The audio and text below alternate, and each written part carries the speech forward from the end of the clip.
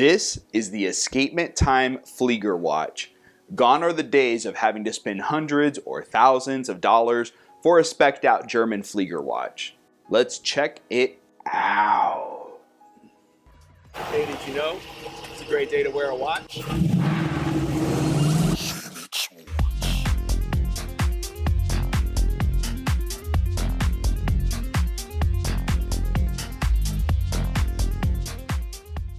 Alright, Schwartz Force, welcome back to the channel. If you're new here, my name's Dave. May the Schwartz be with you. And hey, did you know it's a great day to wear a watch? Today I have on my Alpina Star Timer automatic chronograph. I haven't done my review on it yet. Be patient with me, please. And this channel features new watch reviews and content each week for all budgets and enthusiasts. So if you like watches, consider subscribing. Now, a Flieger watch is one of the earliest military-styled watches in history. They're large in size with no-nonsense designs, and you can choose between a Type A with the iconic triangle up top between two dots, which allow for quick location of 12 o'clock, and large Arabic numerals at each hour, or you can go for Type B with the hour numerals swapped to increments of 5s along the outer chapter ring and a smaller inner chapter ring with Arabic numerals printed. Now, other iconic features that you typically will find on these watches will be large sword-shaped hands that are usually blued through heat treatment, generous amounts of lume on the dials, a large onion-style crown, and a robust riveted leather strap like this one right here. Now, usually for a well-built German Flieger watch, you can spend anywhere from $400 for an entry-level Laco, or $1,000 or $2,000 even for a Stova or a Zin. And then we have, of course, the iconic Big Pilot by IWC, which will set you back almost $13,000. But if you're on a budget like most of us, we can thank Escapement Time for giving us a well-built option that won't break the bank. And while it's not German made, it does still check all the boxes, so let's get into it. And here we have it, the Type B Escapement Time Flieger watch that measures in with a case diameter of 42 millimeters, but 46 millimeters if we include the onion style screw down crown.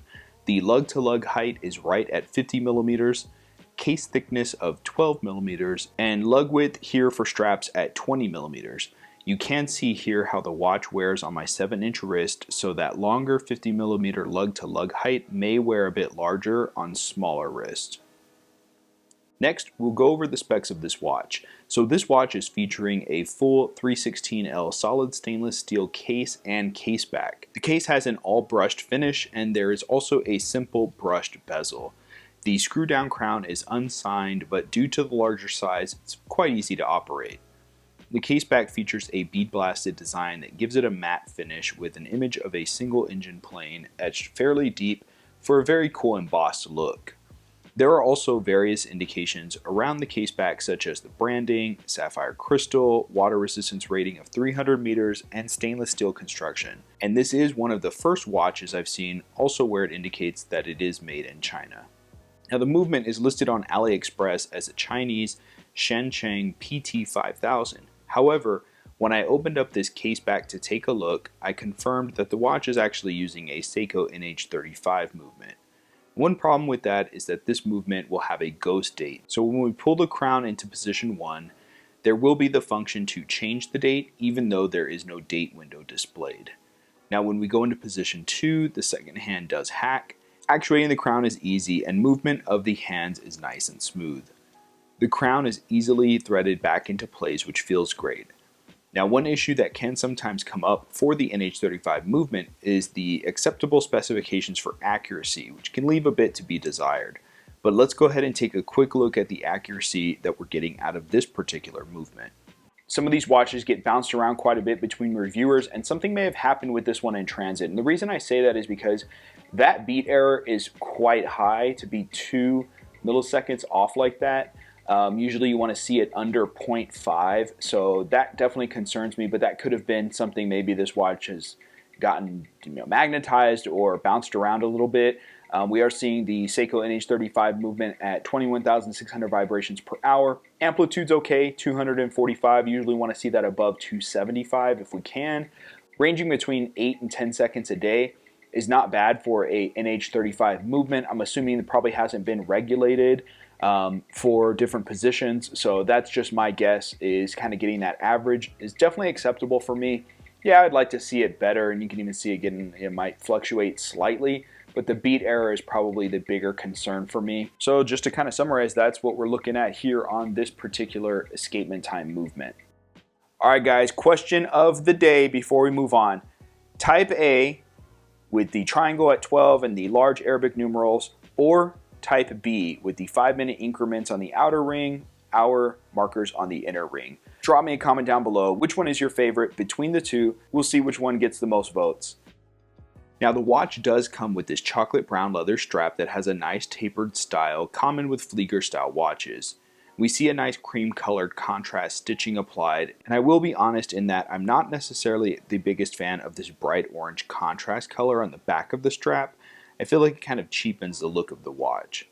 The leather feels nice, and we see this nice stainless steel tank buckle that is done really well with the polished edges and a flat satin finish on the top of the buckle. What is really weird about this watch is that when I first unboxed it, the leather smelled kind of funky. Not necessarily bad, but it definitely didn't smell like leather. It actually smelled like sushi. Hang on. Yeah, that is 100% California roll right there. But do me a favor, buy this watch, smell the strap, and tell me I'm right. But joking aside, with all the money that you're saving when you purchase this watch, my personal recommendation is to immediately upgrade the strap with something really nice. I gotta give a quick shout out to Strapsco for offering this really nice IWC style strap and clasp combo, which you see is what I have currently on my Alpina. And the stitching is great, the clasp is solid and substantial, and I love the look of these rivets on the strap as well.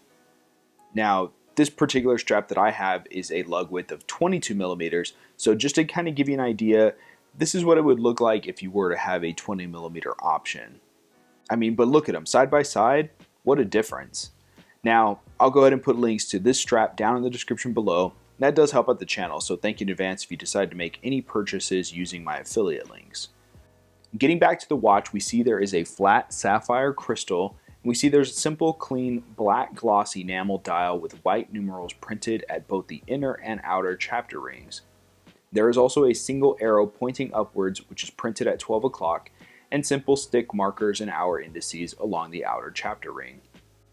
The heat-treated blued hands are done nicely, and we see large broadsword-shaped minute and hour hands with the needle-style second hand that features a blued counterbalance.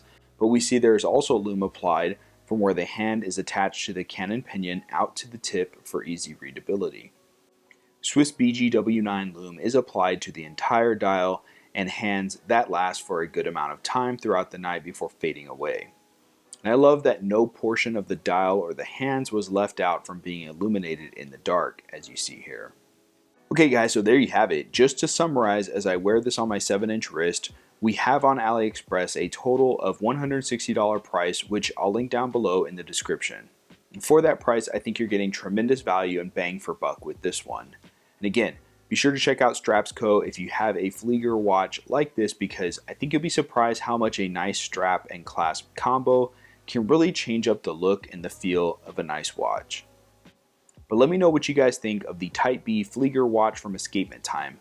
For the price, I think you're getting all the specs you would want without compromising on the look and the feel of a robust and rugged Flieger watch. If you enjoyed this video, please give it a thumbs up. That really helps out my channel. And if you haven't joined the Schwartz Force yet, you can do so now by clicking on my face over here. If you want to see more videos like this, check out this video up here. I think you'll really enjoy it. But until next time, may the Schwartz be with you. Take care.